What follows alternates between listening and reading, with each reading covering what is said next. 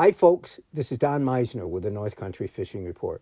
You know, I've talked to you before about the information I get from my buddy Justin Waltz, and I've told you about Justin through the years, a Marine that gave us so much of our country and has helped us in building our tournament schedule up here, has become such a close friend to me. But Justin is also one of the best ice fishermen I know. He's won the top biggest fish caught in Cranberry Lake a couple of years in the winter. And I asked Justin about the ice fishing right now, and he said again, his friends all warned against the ever-changing ice right now and to try to be very careful. And a lot of his friends have put their boats back in open water. And just this week, two that don't know each other, two different of Justin's friends, Justin met in Running Store in Watertown. He was talking about the information I try to pass on here on the radio. And two of these different guys that are guides had gone out in Chameau Bay in the open water rather than try to do it on the ever-changing and dangerous ice. And they were fishing walleyes. They didn't know each other. Both boats were fishing different parts of that same area.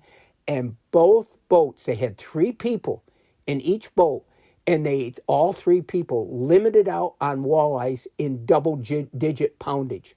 These are monster walleyes. And right now, that open water fishing can be fantastic. Now, again, there's dangers to that. How do you get your boat in? But these people are doing it.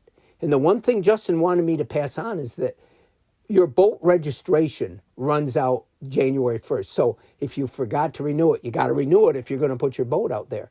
But I find this fascinating. Chameau Bay, and I said to Justin, I said, now, are these walleyes?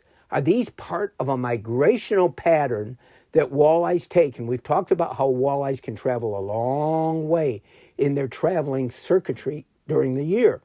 But are these walleyes from the St. Lawrence River, or are they basically Lake Ontario walleyes? And are they different populations?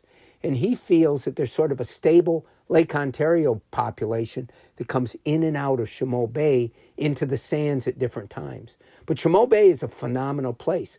But the interesting part of all this is the number one message that all these top anglers want me to pass on right now is because of the strong winds and the ever-changing weather conditions and temperature conditions. The ice has not become stable. There'll be sections of it that are, but they're staying off it for that very reason.